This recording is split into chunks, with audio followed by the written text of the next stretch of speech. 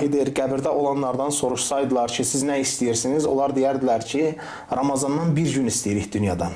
Ramazanın son gecəsi haqqında nə deyə bilər? Sünnə oruçları, Şəvval orucu da bu xətaların örtülməsinə, bu günahların örtülməsinə bir səbəbdir. Kəs Ramazan ayında 2 rükət namaz qılır və yaxud da Ramazandan kənar bir ayda 2 rükət namaz qılır, onların savabı eyni deyil. Esselamu Aleyküm və Rahmetullah, əziz izləyicilər. Sizi vəhiy mənbəyindən, Peyğəmbərimiz sallallahu aleyhi və səlləmin hicrət diyarından, ənsarların vətənindən, Mədinə şəhərindən salamlayırıq. Artıq Ramazan ayının sonuna yaxınlaşırıq və qarşımızda müqəddəs, müsəlmanların 2 bayramından biri olan Ramazan bayramı gəlir. Ramazanın bitişi ilə müsəlmanların qəlbində həm sevinc, həm kədər hissi olur. Sevinc hissinin səbəbi qarşımızdakı müqəddəs Ramazan bayramıdır. Kədərimizin səbəbi isə bu mübarək, müqəddəs ayın bitişidir. Biz bu ayda Allahın rəhmətinə nail olmuşuqmu? Rəbbimizə layiqincə ibadət etmişikmi? Yoxsa Allah Rasulü sallallahu aleyhi və səlləmin buyurduğu kimi Ramazanın bitməsi ilə biz bağışlanmamışıq və burnu yerlə sürülənlərdənmi olmuşuq? Elə birinci sualım da bu haqda olacaq. Elə isə gəlin sizə bugünkü qonağımızı təqdim edeyim. Bugünkü qonağımız Mədinə İslam Universitetinin məzunu Emin Haqverdiyevdir. Xoş gəlmişsiniz Emin müəllim. Xoş gördük, Allah razı olsun. Emin müəllim, hamımıza məlumdur ki, Ramazan ayı artıq bitir və müsəlmanların bəziləri bu ayı haqqı ilə aləmlərin Rəbbi olan Allaha ibadətdə, itaətdə keçirdib. Bəziləri isə bunun əksinə Ramazanda istər səhlənkarlıq, istər günahlar baxımından bəzən səhlənkarlıq ediblər. Bu haqda nə deyə bilərsiniz? Bu qeyd etdiyim hər iki şəxs haqqında nə deyə bilərsiniz? Bismillah və salatu və selamu alə Rasulillah. Bəli, gözəl qeyd elədiniz ki, artıq Ramazan ayı bitmək üzrədir. Yəni, sayılı günlər qalıb. Ümumən, Ramazan ayı sayılı günlərdir. Necə ki, Uca Allah Quran-ı Kərimdə buyurur ki, Ramazan barəsində əyyəmən məhdudət, yəni Ramazan ayı sayılı günlərdir. Yəni, subhanallah, bu sayılı günlər də çox tez gəlib keçir və təbii ki, bir müsəlman kimi də bunun bitməsinə bir çoxumuz kədərlənirik ki, çünki bilmirik ki, günahlarımız bağışlandı mı, yoxsa bağışlanmadı mı və Allaha dua edirik ki, Uca Allah günahlarımızı bağışlanan qullardan eləsin. Və Ramazanda da subhanallah insanların halı müxtəlif olub. Bəzilərimiz Ramazan fürsətindən istifadə eləmişik, ibadətlərdə, itaətlərdə daha güclü olmağa çalışmışıq. Bəzilərimiz də günahlar içində, yenə subhanallah, baxırsan ki, bir çoxlarının halı Ramazandan öncəki halla Ramazandan sonraki hal fərqlənmir. Yalnız orucdan başqa. Yəni, Ramazandan öncə həyat necə idisə, Ramazanda da həyatını o cür davam eləyir. Günahlarla, asirliklərlə, az ibadət eləməklə, az zikirlər eləməklə və s. Və Ramazan da gəlir, yalnız oruc tutur və halı da dəyişmir. Və bu da subhanallah yaxşı əlamət deyil. Necə ki, Peyğəmbər sallallahu aleyhi və səlləm buyurur ki, deyir, Cəbrail əleyhissalam mənə gəldi və dedi ki, bədbəxt olsun və yaxud da ziyana uğrasın o kəs ki, Ramazan ayı girər və o da Ramazan ayından bağışlanmamış çıxar. Və Peyğəmbər sallallahu aleyhi və səlləm də amin deyir onun duasına. Və subhanallah, bu da çox təhlükəli bir haldır. Və artıq Ramazan ayının əksər günlərini arxada qoymuşuq. Yenə az bir günlər qalsa da, yenə də tövbə qapısı açıqdır. Necə ki, Peyğəmbər sallallahu aleyhi və səlləm buyurur ki, nə qədər ki, ruh boğazı çatmayıb və günəş də batdığı yerdən çıxmayıb, tövbə qapıları açıqdır. Yəni, Uca Allah tövbələri qəbul edir. Yəni, bu qalan 7 gündənmi, 6 gündənmi, 5 gündənmi, yəni faydalanmalıyıq. Ən azından elədiyimiz təqsirlərə görə, günahlara görə Ramazanda ona görə tövbə eləməliyik. Necə ki, Peyğəmbər sallallahu aleyhi və səlləm buyurur ki, Ramazan ayı gələndə cənnətin bütün qapıları açılar və oradan heç bir qapı bağlı qalmaz və cəhənnəmin də bütün qapıları bağlanar və cəhənnəmin heç bir qapısı açıq qalmaz və şeytanlar da zəncirlənər. Və Allah da Ramazan ayı hər gecə cəhənnəmdən xilas elədiyi qullar vardır. Yəni, Ramazan ayı bir fürsətdir ki, bu ayda bağışlanasan, günahların bağışlansın, Allaha tövbə eləyəsən və cəhənnəm odundan, cəhənnəm əzabından xilas olmuş olarsan. Məşhur qissədir, hamımız bilirik. Peyğəmbər sallallahu aleyhi və səlləmin yanına 2 kişi gəlir, 2 qardaş gəlir və İslamı qəbul edirlər və Peyğəmbər sallallahu aleyhi və səlləmə beyət edirlər. Və cihad vaxtı onlardan biri daha çox möhkəm idi ibadətlərində, itaətlərində. Cihad vaxtı şəhid olur. Və digər qardaşı isə şəhid olan qardaşından 1 il artıq yaşayır və adi ölümlə dünyasını dəyişir, şəhid olmur yəni. Və Talha radiyallahu anhu Peyğəmbər sallallahu aleyhi və səlləmin sahabələrindən olan yuxuda bu iki qardaşı görür. Görür ki, bu iki qardaş qiyamət günü gətirilir. Adi ölümlə ölən qardaş şəhid olan qardaşdan daha öncə girir cənnətə. Yəni birinci cənnətə o girir, sonra şəhid olan qardaşı girir. Və Talha radiyallahu anhu gəlir yuxusunu Peyğəmbər sallallahu aleyhi və səlləmə danışır, yəni təəccüblə danışır. Peyğəmbər sallallahu aleyhi və səlləm buyurur ki, səni təəccübləndirən nədir? Deyir, ya Rasulallah, o biri qardaşı şəhid qardaşından daha öncə girdi cənnətə. Peyğəmbər sallallahu aleyhi və səlləm deyir ki, bəli, çünki deyir o, ondan bir Ramazan artıq yaşadı. Yəni, bir Ramazan daha çox gördü və ondan çox səcdə elədi və zikr elədi. Yəni, subhanallah, baxın, Ramazan ayı necə bir fürsətdir ki, insanın hətta cənnətdə dərəcəsinin artmasına bir səbəbdir. Həmçinin Ramazan ayında elədiyin əməllə digər ayda olunan əməllər savabların dərəcə baxımından eyni deyil. Məsələn, bir kəs Ramazan ayında 2 rükət namaz qılır və yaxud da Ramazandan kənar bir ayda 2 rükət namaz qılır, onların savabı eyni deyil. Hətta ümrə belə, Peyğəmbər sallallahu aleyhi və səlləm buyurur ki, kim Ramazan ayında ümrə eləyərsə, sanki mənimlə bir yerdə həcc etmiş kimidir. Yəni, bu sırf Ramazana xasdır. Və yaxud da 5 manat Ramazanda sədəqə verərsən, 5 manat Ramazandan kənar, ancaq ki, bu ondan daha üstündür, dərəcə etibarilə, əcr etibarilə, savab etibarilə ondan daha üstündür. Ona görə Ramazan bir fürsətdir. Peyğəmbər sallallahu aleyhi və səlləm buyurur ki, kim Allah üçün bir gün oruç tutarsa, Allah onunla cəhənnəm arasını 70 il məsafədə uzaqlaşdırar. Subhanallah, sən Ramazanda 30 gün oruç tutursan və hər bir günlə görə də 70 il cəhənnəmlə məsafə uzaqlaşır. Və bu da Allahın bizə bəxş elədiyi bir rəhmətdir. Və Ramazanda topladığımız savabları da digər ayda toplaya bilmirik. Ona görə bu günə qədər kim xeyir əməllər eləyibsə, qoy xeyir əməllərini artırsın, xeyir əməllərində davamlı olsun. Necə ki, sələflər Ramazanı 6 ay öncədən Allaha dua eləyərdilər ki, Allah onları Ramazana yetişsin və Ramazandan da 6 ay sonra dua eləyərdilər ki, Allah onları Ramazanda bağışlanan qullardan eləsin. İbnül Cəvzi rahimehullah deyir ki, deyir, vallahi deyir, qəbirdə olanlardan soruşsaydılar ki, siz nə istəyirsiniz? Onlar deyərdilər ki, Ramazandan bir gün istəyirik dünyadan. Və subhanallah, həmin gün bu gün sənə verilib. Yəni, baxmayaraq ki, ötən günləri günah içində keçirmişsən, ən azından bir həftə qalıb Ramazanın bitməsinə, 5-6 gün qalıb, ən azından bu günləri çalış. O biri günlərdə elədiyin təqsirlərə görə tövbə elə, Allahdan bağışlanma dilə və geridə qalan günləri sadiq olaraq, ixlasla Allah üçün ibadətdə keçir, Quran oxumaqda keçir. Bu ay Quran ayıdır, zikr ayıdır, ibadət ayıdır, təravihlərə get, imamla bir yerdə namaz qıl ki, bəlkə Allahın bağışlanan qullarından olasan və yaxud da Allahın cəhənnəmdən xilas etdiyi qullarından olasan. Allah razı olsun, müəllim. Həqiqətən bu dediyiniz məlumatlardan sonra insan Ramazan ayının nə qədər dəyərli olduğunu başa düşür və bizim necə də böyük nemət içərisində olduğumuzu başa düşürük. Bilirik ki, hələ Ramazan ayı tam bitməyib və qarşımızda Qədr gecəsinin olması ehtimal olan gecələr var. 27-ci gecə və 29-cu gecə. Bu gecələr haqqında nə deyə bilərsiniz? Peyğəmbər sallallahu aleyhi və səlləm buyurur ki, Qədr gecəsini Ramazanın son 10 gecəsinin tək gecələrində axtarın. Yəni, son 10 gecənin tək gecələri 21, 23, 25, 27 və 29-cu gecələrdir ki, bu gecələrdən birinə də Qədr gecəsi təsadüf eləyir. Və subhanallah, Qədr gecəsi də hər il eyni gecəyə mi düşür, yoxsa dəyişirmi? Alimlər arasında ixtilaf var. Və ona görə də hər bir müsəlman çalışmalıdır ki, bu 10 gecənin hamısından faydalansın.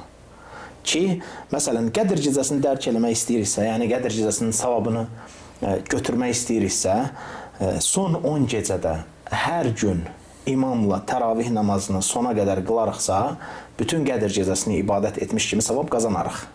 Düzdür, Peyğəmbər sallallahu aleyhi və səlləm buyurur ki, kim imamla təravih namazlarını sona qədər qılarsa, gecə namazını, yəni bütün gecəni ibadət etmiş kimi savab qazanar. Yəni imamla başlayırsan namazı ta bitirənə qədər. Bəzi məscidlərdə 11 qılınır, bəzilərində 23 qılınır, fərqi yoxdur. 23-də 23-ün hamısını qılırsan, 11-də 11-in hamısını qılırsan, yəni əvvəldən sona qədər bütün gecə namazını məsciddə cəmaatla qılırsansa, son 10 gecədən hamısında bunu eləsən, Qədir gecəsini ibadətlə keçirmiş sayılırsan və Qədir gecəsində ibadətlə keçirməyin savabı böyükdür ki, Uca Allah Quran-ı Kərimdə Qədir gecəsi haqqında nə deyir? Deyir ki, Leylətul Qadri xayrun min əlfi şəhr. Deyir, Qədir gecəsi 1000 aydan daha xeyirlidir. Yəni 1000 ay 83 ildən artıq bir vaxt eləyir. Yəni Qədir gecəsində elədiyin ibadətdən qazandığın savabı həmin ibadəti 83 il eləsən, qazandığın savabdan daha çoxdur. Məsələn, Qədir gecəsində deyək ki, 2 rükət namaz qıldın. Həmin 2 rükət namazı sən 1000 ay qılsan, bu 2 rükət namazın savabı daha böyükdür və subhanallah, bu da çox böyük əcrdir. Və həmin gecəni ibadətlə keçirsən və yaxud da imamla bir yerdə bütün təravihi qılsan, həmin gecəni ibadətlə keçirmiş sayılırsan və daha çox savab qazanırsan və yaxud da həmin gecə sədəqə verirsən, həmin gecə zikr eləyirsən və yaxud da 10 günə böl, hər gecə sədəqə ver bir hissə, hər gecə bir xeyr əməl elə, hər gecə bir yaxşılıq elə, hər gecə bir ibadətdə keçir ki, həmin gecənin savabını əldə etmiş olasan. Ki, bu da qiyamət günü tərəzidə ağır gələn əməllərdəndir və Qədir gecəsi haqqında Allah subhanahu wa ta'ala nə deyir? Deyir ki, həmin gecədə mələklər və Cəbrail əleyhissalam yerə nazil olar. Qədir gecəsi, yəni şərəfli gecə deməkdir və yaxud da təzim olunan gecə deməkdir. Və həmin gecədə necə ki, müfəssirlər deyir, ayənin təfsirində ki, mələklər o qədər çox yerə nazil olurlar ki, yer üzündə sıxlıq yaranır. Və Allah subhanahu wa ta'ala Quran-ı Kərimdə deyir ki, Sələmun hiyə həttə mətla'il fəcr. Və həmin gecə səhərə qədər əmin-amanlıq olar. Nədən əmin-amanlıq olar? Həmin gecədə möminlərin cəhənnəmdən qurtulması üçün böyük səbəbdir. Yəni cəhənnəmdən və əzabdan möminlər üçün bir əmin-amanlıq gecəsidir. Ki, bu fürsətdən də mömin yararlanmalıdır. Müəllim, bəs Ramazanın son gecəsi haqqında nə deyə bilərsiniz? Ramazanın son gecəsi haqqında xüsusi bir dəlil, xüsusi bir nas şəriətdə varid olmayıb. Ramazanın son gecəsində cəhənnəmdən qurtulanların sayı bütün Ramazanda cəhənnəmdən qurtulanların sayından çoxdur. Bu hədis də uydurmadır. Yəni səhih deyil Peyğəmbər sallallahu aleyhi və səlləm adından, bəli. Ona görə də bu hədisi də zikr eləmək olmaz. Çünki Peyğəmbər sallallahu aleyhi və səlləmin adından yalan danışmağa girir. Ramazanın son 10 gecəsi də digər 10 gecələrdən biri kimidir. Savabı, əcri və s. Ramazanın bütün gecələri qiymətlidir. Sonuncu gecəsini xüsusiləşdirən bir hədis gəlməyib. Ancaq ümumən deyə bilərik ki, Peyğəmbər sallallahu aleyhi və səlləm buyurub ki, İnnəməl əməlu bil xavatim. Həqiqətən də əməllər sonluğa görə qiymətləndirilir. Yəni sona doğru yaxınlaşdıqca əməllərini daha da artıra bilərsən ki, daha da çox faydalanasan. Ancaq ki, xüsusiləşdirmək ki, son gecədə xüsusi ibadət edeyim, xüsusi nələrsə gəlib, xeyr, buna dair bir dəlil yoxdur. Peyğəmbərimizin sünnəsində belə bir şey yoxdur. Xeyr. Müəllim, bilirik ki, müsəlmanlara fitrə zəkatını vermək vacibdir. Bəs bu fitrə zəkatı miqdarı nə qədərdir və nə zaman çıxarılmalıdır və ən önəmlisi kimlərə vacibdir? Fitrə zəkatı hər bir müsəlmana vacibdir. Necə ki, Abdullah ibn Amr radiyallahu anhümə buyurur ki, deyir Peyğəmbər sallallahu aleyhi və səlləm fitrə zəkatını çıxarmağı hər bir müsəlman kişiyə və qadına, yaşlıya və cavana, azad olan kimsəyə və qul olan kimsəyə fərz etmişdir. Yəni, farada fərz etmişdir, burada artıq niqaş eləmək olmur. Yəni, deyə bilmərik ki, fərz müstəhəb mənasında gəlib, xeyr. Fərz, Peyğəmbər sallallahu aleyhi ve sellem bir şey vacib etsə, fərz etdirsə, bu artıq fərz hökmündədir, yəni vacib hökmündədir və bunu çıxartmaq da vacibdir. Kimə vacibdir? Fitrə zəkatı çıxarmaq üçün var dövlət sahibi olmaq şərt deyil. Məsələn, adi malın zəkatı kimi deyil fitrə zəkatı. Məsələn, bir kimsənin özünə və ailəsinə yetəcək qədər, yəni bayram axşamı və bayram günü, deyək ki, bir gün və bir axşam yetəcək qədər azuqəsi varsa və ondan əlavə varsa, artıq ona fitrə zəkatı çıxarmaq vacibdir. Yəni, şərt deyil var olmasa. Ola bilsin, özü fitrə zəkatı götürməyə, yəni haqlı olan kimsə olsun, yəni ona fitrə zəkatı verilsin və hətta ona da vacibdir ki, fitrə zəkatı çıxarılsın və yaxud da ona verilən fitrə zəkatından belə fitrə zəkatı çıxara bilər. Yəni, bunda bir problem yoxdur. Həmçinin fitrə zəkatının miqdarı nə qədərdir? Ərzaqdan ərzaqa dəyişir. Yəni, dedik ki, fitrə zəkatı xurmadan verə bilərik, undan verə bilərik, düyüdən verə bilərik, kişmişdən verə bilərik və s. Yəni, ərzaqdan ərzaqa fitrə zəkatının miqdarı dəyişir. Yəni, bəzi ərzaqlarda 2 kilo, bəzilərində 2 kilo, 200 qram, 400 qram, 2 kilo yarım və s. Ancaq belə deyək, 3 kiloqram çıxarsan artıqlamasından bəhs edir. 3 kiloqramı da qarışıq çıxarmaq olmaz. yəni bir adamın adından eyni ərzaq növü çıxarılmalıdır. Ailədə 5 nəfərdirsə, məsələn 15 kiloqramı qarışıq çıxarmaq olar, ancaq ki 3 belə, yəni 5 dənə qarışıq. Bir adamın adından məsələn kilo yarım buğda, kilo yarım xurma çıxarmaq olmaz. Yəni üçünü də 3 kilo tam olmalıdır. Bəli, eyni növ ərzaqdan eləyirik. Fitrə zəkatının vaxtı nə vaxtı? Vacib olan vaxtı var, bir də icazəli olan vaxtı var. Vacib olan vaxt hansıdır? Ramazanın sonuncu günü, günəş batandan sonra, bir də bayram namazına qədər həmin vaxt fitrə zəkatını çıxarmaq artıq vacibdir hər bir müsəlmana. Ancaq ki, ondan əvvəl, yəni bayramdan bir və yaxud da 2 gün əvvəl də çıxarmaq olar fitrə zəkatını. Bu icazəlidir. Yəni buna icazə verilib ki, bayramdan 1 və yaxud da 2 gün öncə fitrə zəkatı çıxarılsın. Ancaq ki, artıq günəş batdısa, sonuncu gün Ramazanın fitrə zəkatını çıxarmaq vacib olur. Bəs bəzi insanlar fitrə zəkatını pulla çıxardırlar. Nə dərəcədə düzgündür? Fitrə zəkatını pulla çıxarmaq icazəli deyil. Peyğəmbər sallallahu aleyhi və səlləmin vaxtında pul da olub dinar, dirhəm, qızıl, gümüş və s. Ancaq ki, pulla çıxarıldığı nə Peyğəmbər sallallahu aleyhi və səlləmdən, nə də sahabələrdən gəlməyib. Zaten bunun adı da zəkatül fitrdir, fitrə zəkatı, yəni ərzağın zəkatı. O biri zəkatın adı nədir? Zəkatül məl, yəni pulun zəkatı, malın zəkatı. Bunun da adı zəkatül fitrdir. Elə adından da görünür ki, ərzağın zəkatı. Həmçinin hədisdən də Abdullah ibn Ömər radiyallahu anh'ın sözündən də ki, Peyğəmbər sallallahu aleyhi və səlləm bizə fitrə zəkatını xurmadan, buğdadan, ondan çıxarmağı əmr etmişdi. Yəni Peyğəmbər sallallahu aleyhi və səlləmin vaxtında da, sahabələrin vaxtında da fitrə zəkatı həmişə ərzaqla çıxıb və pulla çıxarmaq olmaz. Müəllim, bilirik ki, müsəlmanın 2 bayramı var. Qurban bayramı və Ramazan bayramı. Qurban bayramı 4 gün qeyd edirik. 1 gün bayram, 3 gün isə təşrik günləri. Ramazan bayramı neçə gündür bəs? Ramazan bayramı da 1 gündür. Yəni Qurban bayramı qeyd elədiyiniz kimi 4 gündür, təşrik günləri ilə bir yerdə. Ancaq Ramazan bayramı isə 1 gündür. Eydül Fitr, yəni o da Şəvval ayının 1-nə təsadüf eləyir.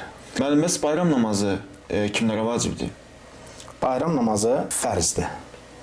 Yəni müqim olan, yəni yerli olan, ağlı başında olan, həddi buluğa çatmış hər bir müsəlman kişiyə bayram namazını qılmaq fərzdir, farz ayındır. Yəni bayram namazını üzürsüz yerə tərk eləmək olmaz. Peyğəmbər sallallahu aleyhi və səlləm hətta heyzli qadınlara belə bayram namazını getməyi əmr eləyib. Yəni heyzli qadınlar namaz qılmırlar, ancaq ki bayram xutbəsini dinləyirlər. Yəni bayram namazı qılmaq doğru olan odur ki, hər bir müsəlmana vacibdir. Kimlərə vacib deyil? Üzr sahiblərinə. Müsafirdir, yəni səfərdədir və yaxud da xəstədir, yəni məscidə gələ bilmir və yaxud da ağlı başında deyil və yaxud da həddi buluğa çatmayıb. Bu insanlara bayram namazı vacib deyil. Ancaq geridə qalan, bəli, bayram namazı qılmaq fərzdir, yəni vacibdir. Allah razı olsun müəllim. Bəzən insanlar bayram namazına kimi heç nə yemirlər. Sanki oruç tuturlar. Bu nə dərəcədə düzgündür? Biz bayram namazına az getməliyik, yoxsa nəsə yeməliyik səhər? Bayram günləri oruç tutmaq haramdır. Peyğəmbər sallallahu aleyhi və səlləm bayram günləri oruç tutmağı qadağan edib. İstər bu yarım gün olsun, istərsə də tam bir gün olsun. Bayram günün oruç tutmaq olmaz. Düzdür, məsələn, yayılıb ki, bəzi insanlar günortaya qədər oruç tuturlar və s. Bunlar hamısı icazəli deyil. Hətta Peyğəmbər sallallahu aleyhi və səlləm bayram namazına getməzdən öncə tək sayda xurmalar yeyərdi. Yəni xurma yeyərdi, tək sayda, sonra bayram, bəli, sonra bayram namazına gedərdi. Bu da onu göstərir ki, həmçinin bayram gününün sünnələrindən də biri nədir? Bayram namazına gedərkən xurma yemək. Yəni bayram günü oruç tutmaq qadağandır. Müəllim, bayram namazı haqqında da bəzi sünnələri qeyd etsəydiniz gözəl olardı. Deməli, bayram gününə aid olan sünnələrdən bəziləri bayram günü qüsl almaq, yəni namaza getməzdən öncə qüsl alırsan, gözəl paltar geyinmək, ətirlənmək, yəni ətirlənmək kişilər üçündür, yəni qadınlara ətirlənib çölə çıxmaq olmaz. Həmçinin namaza getməzdən əvvəl xurma yemək, tək sayda xurma yemək, bu da Peyğəmbər sallallahu aleyhi və səlləmin sünnəsindəndir. Ondan sonra təkbirləri demək ki, bu da bayram gecəsindən bayram namazına qədər təkbirləri deyirik. Allahu Ekber, Allahu Ekber, La ilahə illallah, Allahu Ekber, Allahu Ekber və lillahil həmd. Bu da müstəhəb əməllərdəndir, bəyənilən əməllərdəndir. Həmçinin bayram namazına gedərkən fərqli yolla geri qayıtmaq. Bunda hikmətlərindən odur ki, daha çox müsəlmanları görürsən, daha çox insanlara salam verirsən, daha çox insanlarla təbrikləşirsən. Həmçinin bayram namazının sünnələrindən, bayram gününün sünnələrindən təbrikləşməkdir. Yəni bu gün münasibəti ilə həmçinin deyirsən təqabbalallahu minnə və minkum. Allah sizdən də bizdən də qəbul eləsin salih əməllərimizi.Ğəfərallahu lənə və ləkum. Uca Allah bizi və sizin günahlarınızı bağışlasın və s. Yəni həmin gün təbrikləşmək də həmin günün sünnələrindən. Müəllim, son olaraq Şəvval orucu haqqında sual vermək istəyirəm. Şəvval orucunun fəziləti nədir və bu orucu tutan müsəlmana Allah nə vəd edib mükafat olaraq?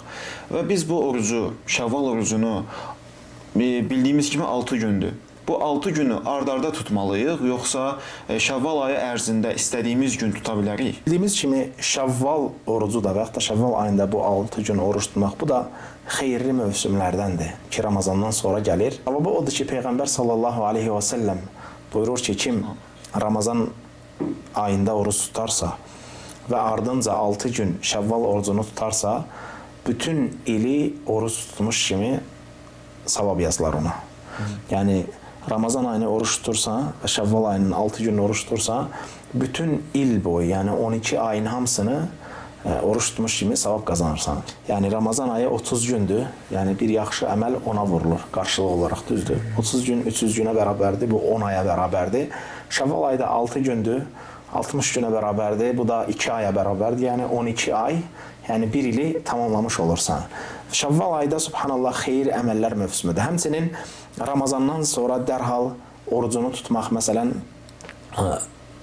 salih əməllərdə davam eləmək kimi bir səbəbdir ki, bu da Ramazanın səndən qəbul olması əlamətlərindəndir. Yəni bir insan Ramazandan çıxırsa və salih əməllərini artırırsa və salih əməllərində davamlı olursa, Ramazanın ondan qəbul olunmasının əlamətidir. Əksi də əksinin əlamətdir, Allah qorusun.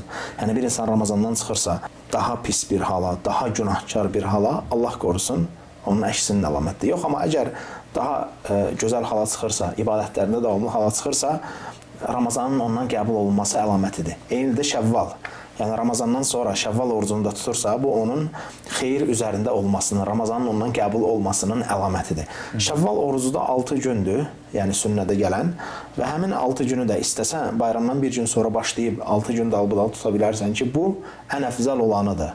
Ancaq istəsən, fərqli günlərdə də tuta bilərsən və yaxud Şəvvalın ortasında, sonunda tuta bilərsən və yaxud da şərt deyil, davamlı tutasan. Bir gün tutub, bir gün buraxıb, 2 gün buraxıb, sonra yenə də davam edə bilərsən. Yəni bunda heç bir problem yoxdur. Əsas odur ki, Şəvval ayı ərzində həmin 6 gün oruc fürsətini qaçırmayasan. Və həmçinin də Şəvval orucu fərz namazın sünnəsi kimidir.